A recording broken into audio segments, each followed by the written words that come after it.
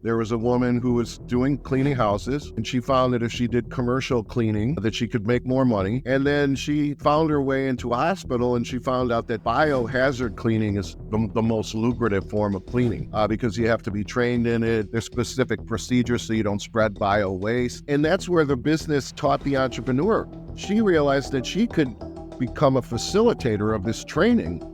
She got out of the cleaning business and got into the education business, and she quadrupled her revenue based on the constant pivoting and learning that you do as an entrepreneur.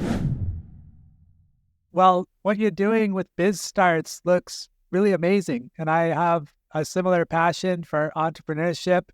Could you tell me a little bit about what you're doing with that? Yeah, I'm going to go way back to the start. And why I have so much passion, I guess, is my mom came here from Italy when she was 14 and didn't speak the language. And as a kid, I would follow around and people would make fun of her accent. And in 1974, she got offered $2.65 an hour to sweep the floor at a beauty salon, even though she was a trained hairdresser. As you know, entrepreneurship is about solving problems. As it's a God thing, but as God would have it, she read about a slip and fall from someone who left the nursing home to go get their hair done. And she went to the nuns that were running the facility at the time and asked if she could do the hair and that way avoid that problem. In 1976, she had 5 assisted living facilities that had 90 to 120 guaranteed customers weekly. And instead of making $2.65 an hour, she was making $1,000 a day. And when I see people that don't have entrepreneurship training but have ambition, I want to help them. And that's how this whole journey kind of started. That story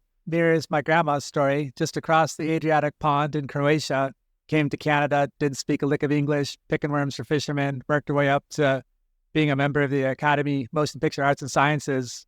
So that entrepreneurial spirit, I think, is everywhere. I mean, it could be applied to everything, immigration, of course, professional, endeavors. So really inspiring to hear your mom's story and also her son's story. So then she was the inspiration for you to help other entrepreneurs. Could you talk about starting Biz Starts? Basically, I was running an organization called the United States Association for Small Business and Entrepreneurship, and as you can imagine, it's the largest organization in the world for PhDs who teach entrepreneurship.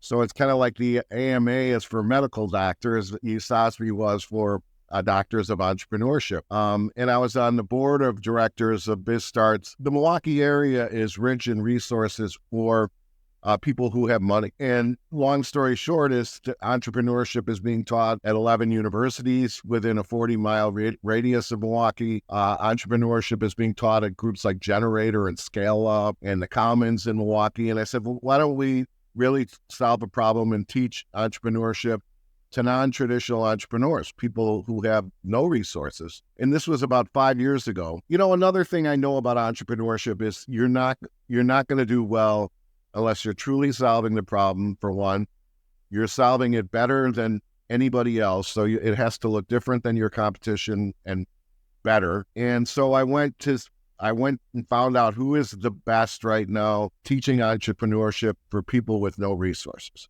And I landed on a university professor at the University of Notre Dame named Michael Morris. And he had a program that basically teaches not Series A round and the weighted cost of capital and some of the things that growth ventures have, but how do you market when you don't have any money? How do you get people to work for you if you can't pay them? How do you get your numbers into QuickBooks if you don't know math? And the best part about the program is the Notre Dame students, and Michael and I have written a book and put together the 80 steps to being in business. The Notre Dame students that work with Michael go to these businesses after they've finished the boot camp, the 6-week boot camp. And what they do is they get them to about 8 to 12 of those steps. So, kind of an organizational audit, and, this person needs a website, they need to do their social media. And the students do the 8 to 12 of the steps free of charge. And as you might know, there's a thing called the intrinsic reward entrepreneurship loop in mindset thinking. And basically what it says is you have this problem, you're passionate about solving it, and you go through some steps, but then as you go through those steps, you get success. And as you start to learn more, you get more hungry for knowledge, and then you get more and more successful, and the thing never stops. It just keeps on earning and rewarding. Virtuous cycle. Yeah, yeah. That's great. So the Urban Poverty and Business Initiative, is that the program you're referring to with Michael Morris at the University of Notre Dame? Yeah, and thanks so much for pointing that out, because, if BizStarts had a father, its name would be Michael Morris. Yeah, he's very, very active in the global entrepreneurship community. I believe that program has about 35 locations around the world and growing at a very high success rate, I understand, about 40%, which in startups is significant. Yeah, absolutely. And you really done your research, because you're on the newest members, and it is an international community now. And I consider it kind of a think tank. I have, 34 other cities that I can, if I have a problem, they probably have already solved it. So it's a great group. So how do you contribute to the group these days? I think our biggest contribution is in innovation. So we decided a while back that we would do the program in Spanish. So we translated it for the rest of the organizations to do the entire program in Spanish. We also decided that, to promote the most opportunity possible, because that's what it's all about, opportunity for entrepreneurship. It's BizStart's slogan. We do all the program in American Sign Language now. We found that one of the problems our entrepreneurs have, specifically that have retail products, is they're going from farmer's market to farmer's market, these pop-ups, and burning time and energy on doing that, which I think is good because they get proof of concept. But I was thinking, and the board was thinking of BizStarts, what if we built a store in the wealthiest community in Milwaukee where the entrepreneurs could have their products and sell their products? So we've opened that BizStarts community market. And another thing I kind of wanted as an academic was assurance of learning. So we've added testing to the program. And I think if you look at a lot of these community programs, people get certified, but you have no idea if they learned anything, So we added testing and homework to add some rigor to the program. So we continue to try to make it better. I'm interested in the intersection from academic to applied learning, or street smarts versus book smarts. And entrepreneurship, I think, is very much about street smarts. However, obviously, book smarts can help. How do you kind of navigate that intersection between them? For example, when you're testing, I imagine that the test is informed by what you're seeing in the real world, and then hopefully following up with them to see that applied learning, or that learning applied rather, in the real world. Is that more or less how that, could you talk about that a bit? That's exactly right. And we do a lot of, there's a thing at the Kauffman Foundation called, they created it, Kauffman created the entrepreneurial mindset training, which is based on a book called Who Wrote the Ice House. And we teach them mindset right off the bat, but we also have interviews with the other entrepreneurs who have been through the same thing that look exactly like our entrepreneurs. So definitely coming from impoverished areas where their story is inspirational, but also gives them real world advice on how you're surrounded by resources that you can leverage. I'll give you, for instance, so there's an entrepreneur with a magazine, and there was a huge generational wealth family that had a similar name to the magazine in the area. And basically, a very common strategy is for a big company to sue a small company until they run out of money. So literally, the idea is, even if the lawsuit is frivolous, we'll go ahead and sue them, and then eventually they won't be able to pay their lawyer anymore, and they won't be able to pay their employees, so we'll put them out of business. This particular entrepreneur Googled who's the best patent and trademark attorney. They came on to this firm, McAndrews held in Malloy. I guess they read that George McAndrews giving the closing arguments for chiropractors to be able to call themselves doctors was the best closing argument this judge ever saw. So this entrepreneur went to George and said, here's what's going on. I can do a story about your firm. I can give you free ads, but you got to make it very clear to these people that I'm never going to run out of money. They're going to run out of money. And the strategy worked. It's like punching a bully in the nose. Yeah. And here's somebody with nothing against a huge company. And, next problem, Let's go. Yeah, that's fascinating. And they say like necessity is the mother of invention. And I imagine some of the people in these impoverished states might have a grit and a need to kind of innovate, perhaps more than someone in silk robes. Could you talk at all about some of the differences that you've seen with people in this community? David, there's a question in entrepreneurship, in that, does the entrepreneur create the business, or does the business indeed create the entrepreneur? And this is one of Michael's stories, but I absolutely love it. There was a woman who was doing cleaning houses, and she found that if she did commercial cleaning, that she could make more money.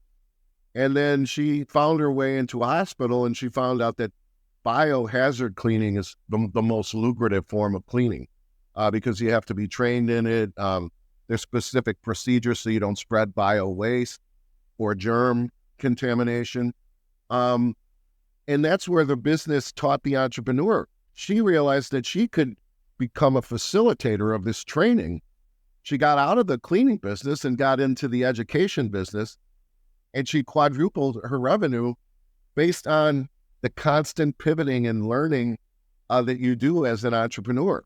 So essential is what you just said. The continuous learning is kind of like breathing or swimming in the open ocean. Like you can't stop. You have to love the process of breathing or swimming to survive. And I think sometimes, well, all the time rather, I don't know why I said sometimes, you have to move, like you have to act. And all of the learning connects to action. It reminds me of the scene, and you ever see that movie Butch Cassidy and the Sundance Kid? I have, but not in a long time. So Robert Redford plays the Sundance Kid, and he's a gunman and skilled in this and that.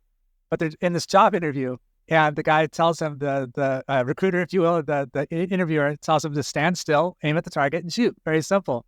And his aim is off because he's never shot that way. He's always been in a gunfight. So like it's always like moving. And he asks, like, can I move? And he's like, what do you mean move? And so he moves, and like it's like, 6 bullseyes in a row or whatever. And he's like, I shoot better when I move.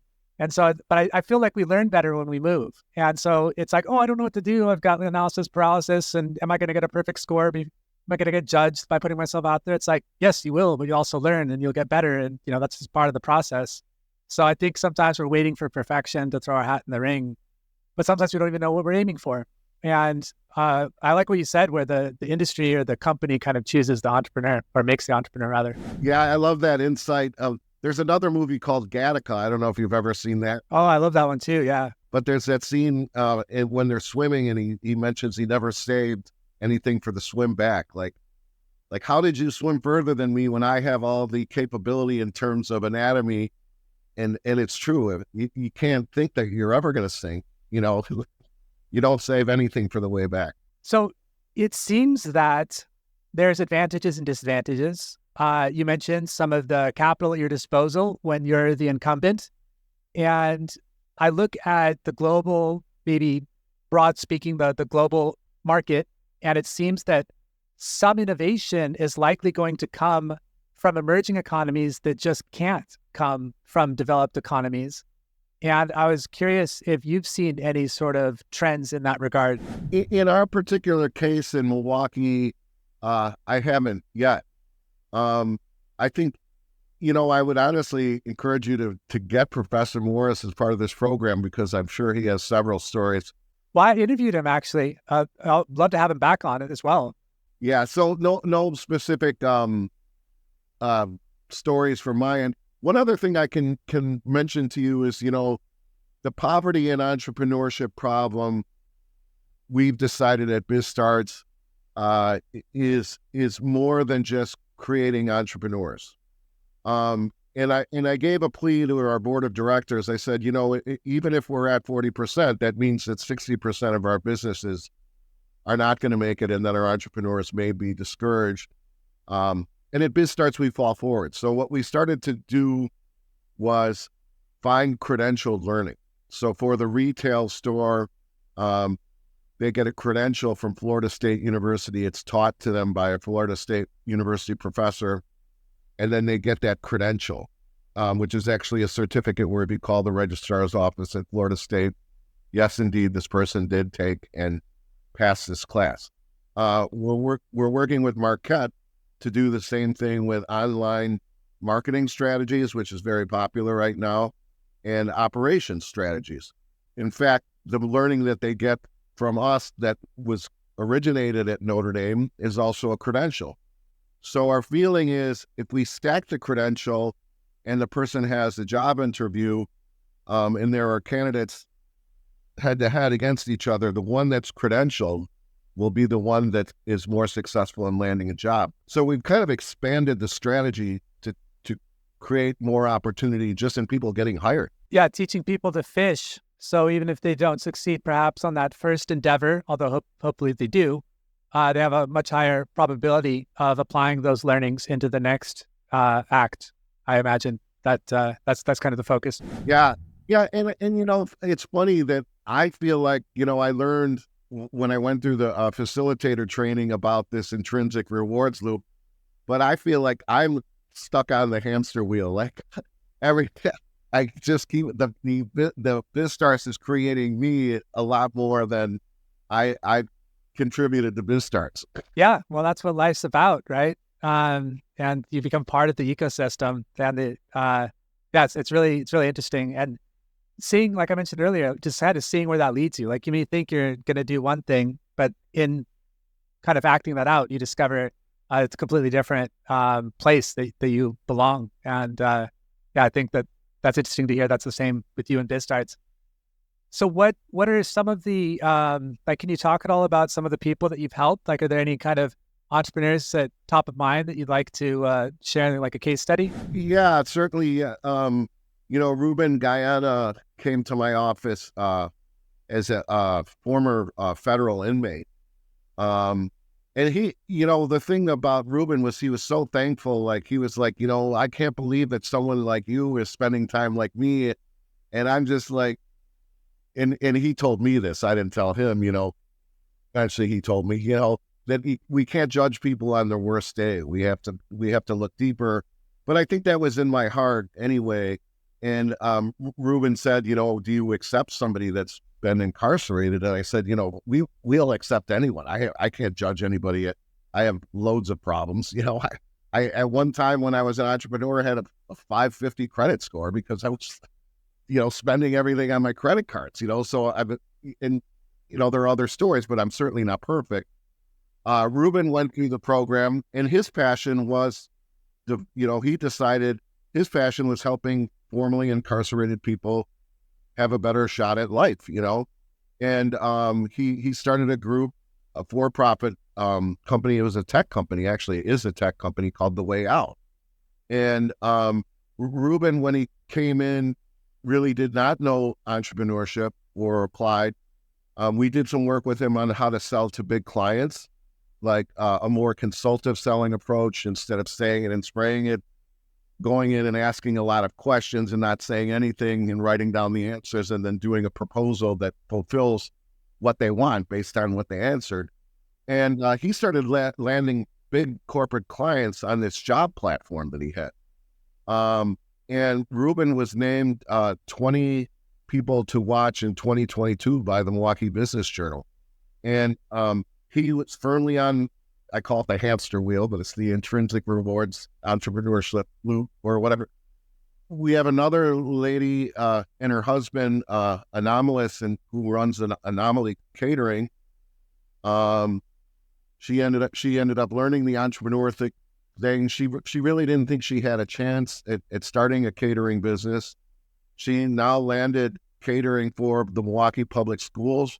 The beautiful thing about it is she wanted to teach children how to cook because many of them have single parents, so that they need to fend for themselves. And why wouldn't they have good meals if she could teach them? And MPS was so, you know, like just inspired by the fact that she was teaching the kids more or less for free, that they hired her to do the catering. That's incredible and very inspiring. And I think more in line with just who we are as humans. I had a call earlier today, not a podcast, but it's something I believe it often I notice comes up. I don't think we have limits, or at least they're not anywhere near the limits we think we have. And it's really inspiring to see those kind of stories and the discovery, and just imagine the impact that like Ruben's going to have and how that scales out. So yeah, that's really beautiful. What's I imagine it's very case by case, but what are some of the like challenges when someone comes to you and they want to quote unquote learn entrepreneurship? Like does it start with like a questionnaire saying like, what do you know about finance, or like what do you think your strengths and weaknesses are? Like, do you go through a SWOT analysis with them? Could you talk at all about like kind of aligning? Not really. We have an application process and a value on the education, even though everything we do is free of charge, and we give them a scholarship for that value. But the application has rigor, so they have to do some writing in terms of what they think they want to get accomplished, why they are choosing entrepreneurship. And based on the responses, because we always have a backlog, we take people in. But and it's almost difficult for me to talk about without getting emotional. But the biggest challenge is that we, as a society, we're clueless. Like we've learned so much from working with these folks. Like I'll give you for instance, it is, one of our entrepreneurs is working hard. They have a night job and they're working on entrepreneurship. During the day when they're not sleeping. There's 2 inches of snow on the ground that day. And the city comes and steals their car. That's the way I put it. Because this person's sleeping because they've worked all night. They get fired from their job and are called a loser by the people that employed them for not showing up at work. And it's not because they're not working. It's because someone stole their car based on this kind of weird framework in the world that we have, that if you have money, you have a driveway. If you don't, the chances are the city's going to make money off of you by towing your car. And if you can't afford it, you're in trouble. We've had entrepreneur mentors that were really extremely good people that said, I can't work with this entrepreneur. They showed up an hour late for the appointment. They're obviously not sincere about entrepreneurship. And this is a true story, David. And I had to say this, well, do you realize that person was raped the day before and still showed up for the appointment? And when we start to think about putting ourselves in someone else's shoes, we have no idea what those shoes look like, because a lot of us have never had to go through anything like that. That's so deep. How do you like go through any sort of kind of judgment then? If you're trying to determine if someone's going to be a good fit, because at some point it seems that you have to have like a hard line, like, I wish the best for you, but I can't work with you at this time. But it seems like in those instances, many people deserve special consideration. So where do you kind of, I guess, find the balance there? There are people who visibly want to sit in the class and be part of the group, but really are thinking about what kind of job they're going to have after this. They're not jumping out of the plane and building a parachute on the way down. They're not getting on the plane, even though they're in the airport, kind of thing. And those people are kind of obvious. And when we started doing the testing, and the people that sleep through the class but really want to be there don't do real well on the test. And I don't know. I mean, and your question is very deep, because when I'm thoughtful about it, I'm like, well, maybe they're sleeping because they are working at night or whatever. So I have no answer to your question other than we're trying to stack the credentials so those who can't start the businesses can get better employment. So we try to serve everybody, like I'm very faith-based. Everyone's allowed in church. We don't judge anyone. Yeah, I mean, and it's up to them to figure out whether or not they're going to be faithful in the end.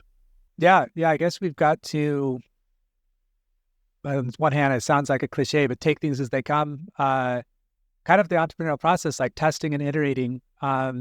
Maybe trying to help everyone. I also try to help everyone, and I have like different tiers. And I guess one of the goals is to clearly communicate what's expected and kind of what the consequences will be, such as disqualification. But but have a little bit of a cushion. And that's the best you can do. Like, I'm sure there's going to be exceptions. At least I feel that's the best you can do. I'm sure there's going to be exceptions.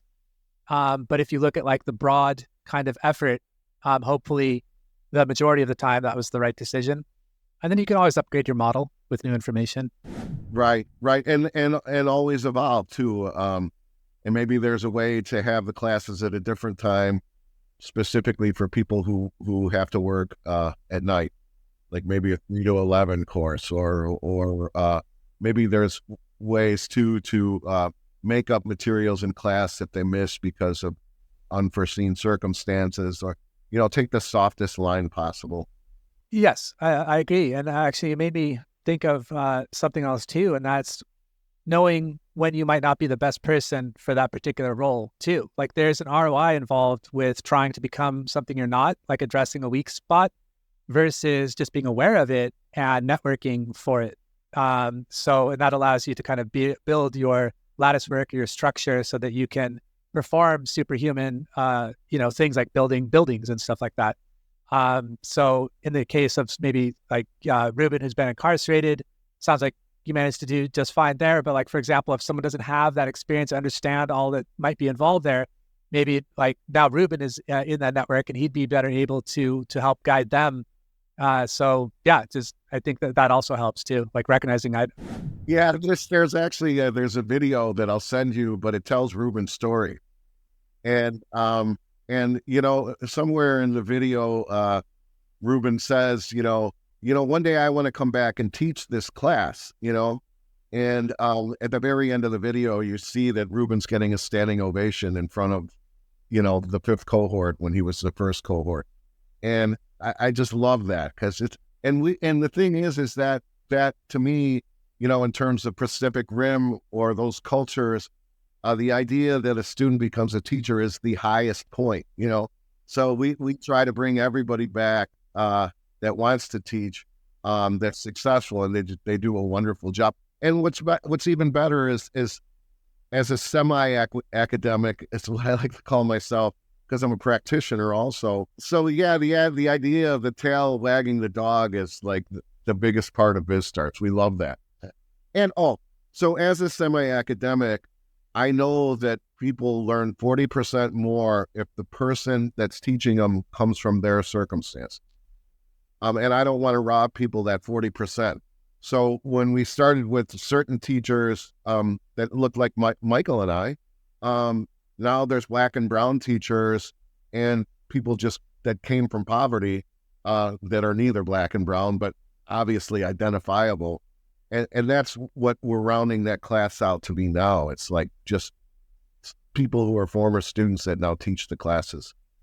Yeah, I think there's like two things being true at the same time that we have trouble with as humans. Like, we tend to think categorically, like all this or all that. But I think when two people have a conversation, you're basically synthesizing new molecules, right? You have a galaxy of experience. I have a galaxy of experience. We're each speaking English, but we have different kind of weights on the words coming out of each other's mouths. And then we apply that thinking that then inspires a thought in you that I could have never had about my own words. And it goes on like that.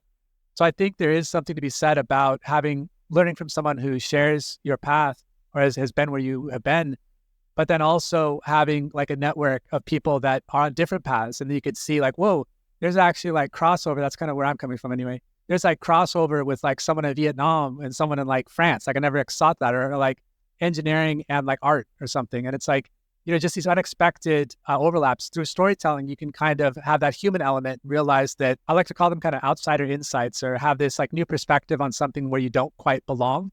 But because you're not bound by belonging, you're bound by the rules and stuff, you can kind of break the rules in a way that innovates. Yeah, I know you're interviewing me, but I find this conversation extremely introspective and also just I love just what you're about and what you're letting me know and how much I'm learning from this conversation. I appreciate that. Oh, great. Yeah, I'm happy that's the case. That's kind of what I like to experience myself as well. So regarding like BizStarts, like what does it look like right now? Like, how many people are involved and where are you going? Yeah, so we started with just me and somebody who was kind of the operations person, To biz starts. I don't know if you know about Coach Calpar, who is at University of Kentucky. But anyway, he's a basketball coach, and what he always did was he would tell the people, like, I want to get you off this team as soon as possible. Like, and universities were like, he's crazy. He lets freshmen go and play professional basketball, or gets them ready, and he won't have people for 4 years. But he never cared, and he won several national championships, using freshmen.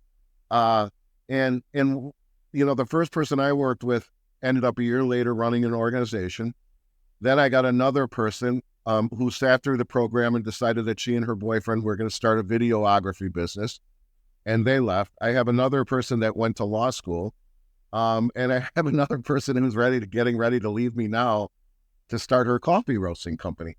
But I keep losing people, but at its core right now, we've got an operations person. We have a person that's focused solely on the education, along with the board that's focused solely on the education. And then we have someone, Bella, who runs the shop and the coffee part of the business, has now bought a coffee roaster, and she's sourcing coffee, and then she gets beans from single moms in Puerto Rico's, and she's the only Puerto Rican coffee in Milwaukee, so there's differentiation. So I mean, my big dream for Biz Starts is we have the store, and the store is meant to do well in retail, but really it's meant to be a retail laboratory. So people are allowed to observe what's happening with their products. They're allowed to pivot with their products. They're allowed to gather information on sales so they could sell more products to bigger businesses. But our biggest expense right now is rent. And I always feel like a brilliant strategy, and this is from Steve Kaplan, who wrote Bag the Elephant and Be the Elephant, which are both very good books. And I worked with Steve for some time, but he always said, whenever you have a huge expense, make it a revenue stream. So for instance, the person that, that owns this magazine, he could hire out his designers to other companies for double what he pays them and make that in profit. Or if he's paying writers a lot of money, he could find independent stories for them to write, and also, and it's a win-win. The writers get more writing, and he gets a profit from the people he assigns them to. But in our case, if we could get rid of rent and build a store, and then above it put 4 apartments, we'd continually collect rent on our building instead of giving money away. And then we would have enough money to run that store for free, which would be the ultimate thing. Yeah, and maybe have some entrepreneurs as tenants. Yeah, 100%. That sounds really interesting. Thanks for sharing that. I saw on the website that you have an application for mentors. What are you looking for in terms of mentors? I think a perfect mentor, for one, is somebody who knows how to create a problem solve. Like, because, Biz Starts was started by a gentleman named Dan Snyder, who is the grandson of Daniel Hone, who the Hone Bridge app is named after in Milwaukee. So, when we were first doing mentoring, when they were high growth businesses, the mentors, they'd say, well, how do I raise money? And they'd say, they'd either tell them to go to their parents or do a friends and family round, and some of the bigger companies like, well, can't you just go to the Federal Reserve and get money at Prime? Like, all that. A small business was a lot different than a bigger business. So what we look for is someone who is successful in a like environment, but non-competitive. So somebody who might be doing a food business, so they know the margins and all that, but they're not a restaurant. They might be selling frozen food to stores. And I don't know if that's the best example, but it's like businesses, but that are non-competitive, so they don't feel threatened. Right, I can see that. And then I imagine if they're too dissimilar, it's difficult to maybe help them as quickly. Yeah, it's even more like speed dating, where you're so different, there's no way you can have a relationship. It's like, let's not even try this. Okay, that's interesting. Because I like playing in that space. I like having a couple of mentors, one that's similar to what you described, like in either industry or industry adjacent, and one that's just like out of left field, just to like unearth those kind of blind spots. Like, well, I never thought of applying that here, without work kind of thing. But I guess it's not for everyone. Yeah, yeah, and we even say this as we're teaching class because we want participation. Our thing is none of us is smarter than all of us. And I had a problem with that when I taught at Roosevelt University because Google just came out, and I was like, well, why would I stand in front of a class and try to tell a student who's very bright something when they could Google this topic and come up with 200 pages before they ever got into class? And my answer to that was this applied learning piece, like basically, okay, let's make them do it was one of the things. But the other thing is let's tell them that we know they can Google it and expect that they're going to be helping me teach the class that day based on their the pre-learning that they do before they walk in. Yeah. I like the way you put that. None of us are smarter than all of us, but also I would say none of us are smarter than anyone on their best day. And regardless, I think we just, like I said, see things in different ways. You and I could both go to Google and come up with 200 answers. Probably they'd be different. We might actually like some of the answers that each of us found. And so there's, just having humility and curiosity, constantly try to foster that. I think in your mindset is really important for the entrepreneur. I learned just as much from my mentor I learned just as much from my mentees as I do my mentor sometimes. So I think that's important to keep in mind as well. Yeah, 100% truth. Yeah. I was talking to somebody today because we're doing a youth camp for entrepreneurs. And, he said, well, if you're going to do a camp, it's got to be fun first and then the learning is second. And I said, well, how do you do that? And he's like, well, I'll give you an example. And he's not an entrepreneur. He's a camp counselor, And he said entrepreneurship if you're outside, is very much like starting a fire. You need to use the resources around you. You have to find small grasses that are dry first, which you find not by buying, but by looking. Then you go larger. If you leave the fire alone, fire is going to go out. If you overbuild the fire, it's going to destroy you. And in a few quick seconds, it's like he taught me so much about what a camp really should be like and the resources that you don't need because they're all around you because it's outside. And we were thinking about doing it indoors, and he was coming to me for mentoring, and I started talking, and the tail was wagging the dog, I guess. Oh, we were both dogs kind of going together. We're both tails and both dogs at the same time. Two things being true. That's a really very apt analogy. I like that. I'm going to steal that. The fire. Entrepreneurship is starting a fire. That's very good. What is in it for the mentors? I mean, I could think of the warm and fuzzies, but is there anything in it for mentors applying? I mean, the mentors it's an intrinsic reward. So, you've already had some success. There are people that we bring in but that's more for teaching, where we give kind of an honorarium where, we have this PhD rapper that actually owns a record company, and, his worth is, like $20,000 an hour. And he spends the day with us, and we give him $1,000 just for the thing. And then he ends up spending it at the store, but we try. Yeah, that's nice. But yeah, what's in it for the mentor is I think that's that intrinsic thing. We have a mentor named Giacomo Falcone, who owns Palermo's Pizza, which is a big frozen pizza chain. They do run-in pizzas and Screaming Sicilian, and it's a U.S. base. I don't know if they have them in Canada.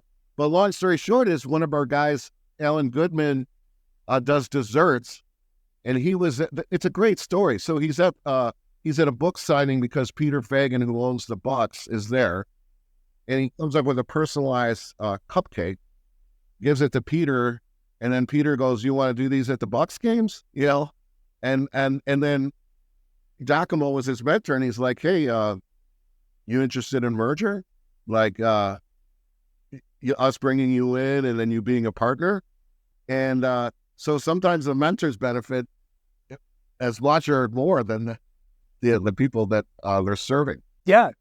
Being part of that community definitely sounds like it would be rewarding. Well, as we wrap up, what's one thing that you want would-be entrepreneurs to keep in mind as they start their fire? The one thing about the resources being all around them, and I tell them this story, like, I had a publication in Chicago, And I decided to do a golf section in the publication because everybody from Chicago goes to Wisconsin to golf.